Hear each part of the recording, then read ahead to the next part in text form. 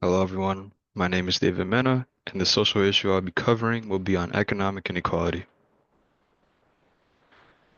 To begin, what is economic inequality? Well, according to the Council of Foreign Relations, economic inequality refers to disparity in one's wealth, one's total assets, and income, the money one receives from activities like work or investment between people.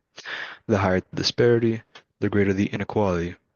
In more simpler terms, this refers to the disparity of unfair or unjust distribution of wealth and income between populations within society.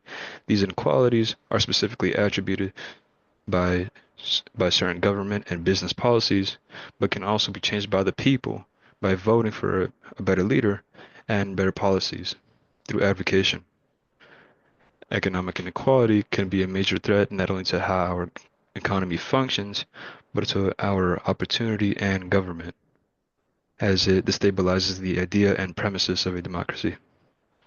In the same article, it was stated that economic inequality erodes the trust of people that they have within the government, which may lead to various consequences such as major political rifts and even financial exploitation within positions of power in government, which in turn weakens the overall premises of a democracy. Opportunity is something that is highly affected by economic inequality. As when stratification is applied to this issue, we can easily see that those born into a more marginalized section of the economy are less likely to have access to opportunities that the people born into a wealthier status would have had. Things such as quality education and other socioeconomic factors play into this.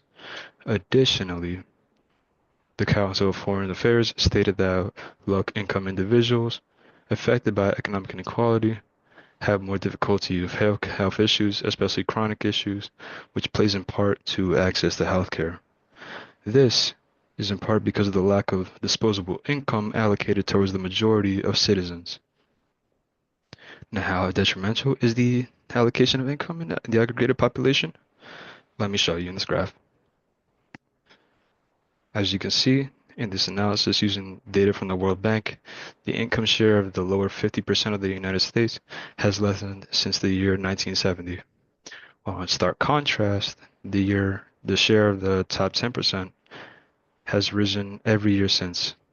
By 2023, post-COVID, the poorest 50% of the population held 13.44% of the aggregated income, while the top 10%, only a fraction of the population, held 46.86% of the income.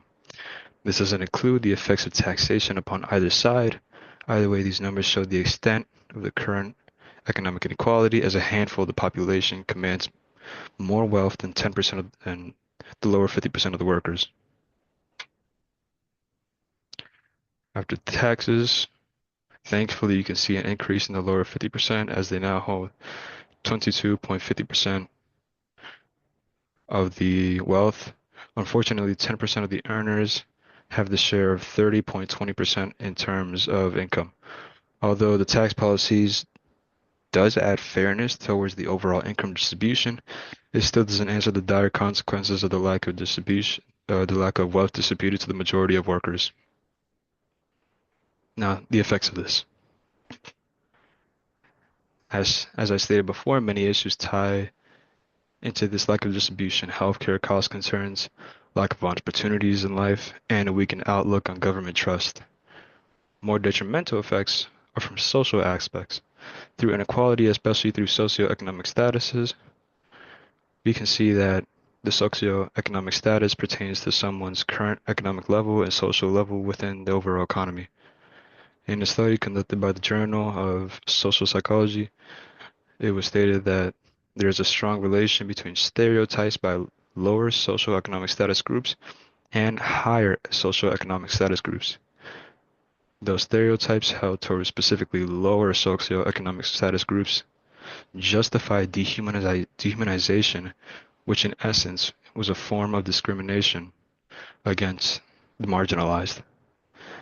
This example of economic inequality unfortunately holds close similarities to the caste system, as it draws similar parallels between dehumanization and overall unfairness in the perception of others depending on the economic status. Now, in terms of my reflection, the Catholic social teachings I believe are most appropriate for this issue would be the life and dignity of the human person, especially when recognizing the dignity of all individuals who are stereotyped and dehumanized to their current socioeconomic status. Another fitting Catholic social teaching would be an option for the poor and vulnerable, as this teaching prioritizes the needs of those who are struggling within the economic landscape.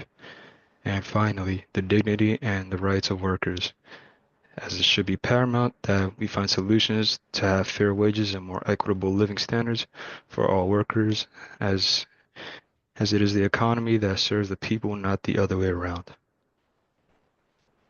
From my personal perspective, I was raised in New York City, so I have had my fair share of seeing a lot of economic inequality and lack of funding towards important organizations that keep us together.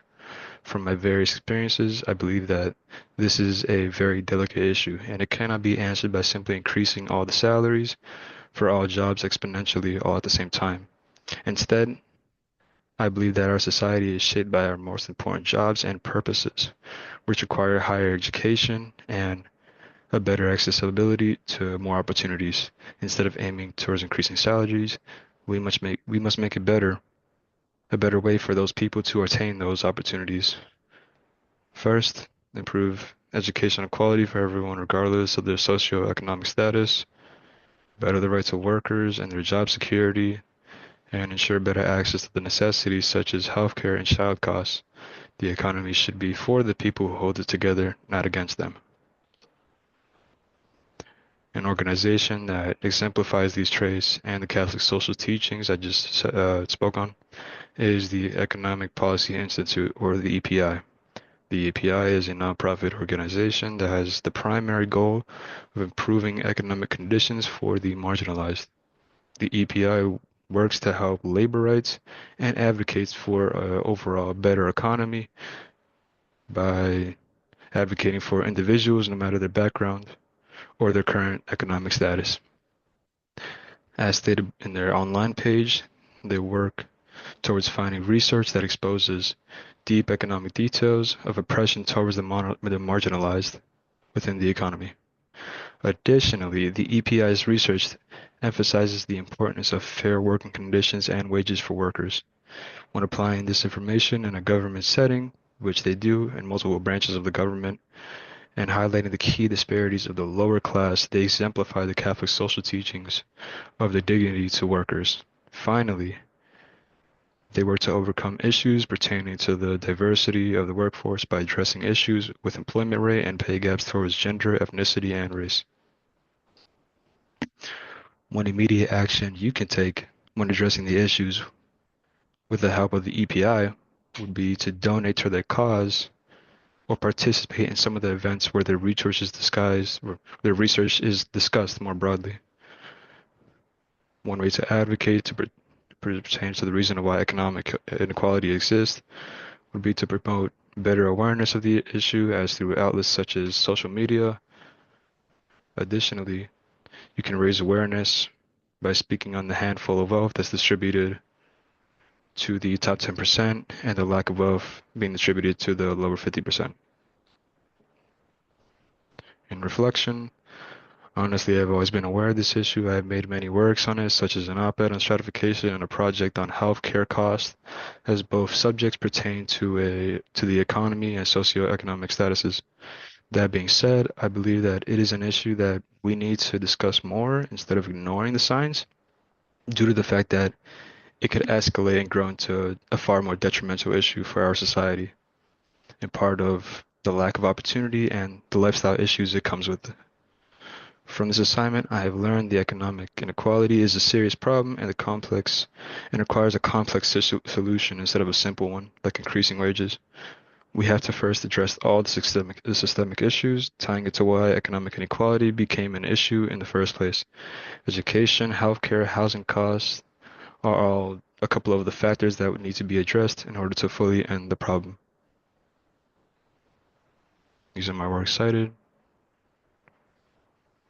Thank you for taking the time out of the day to watch this.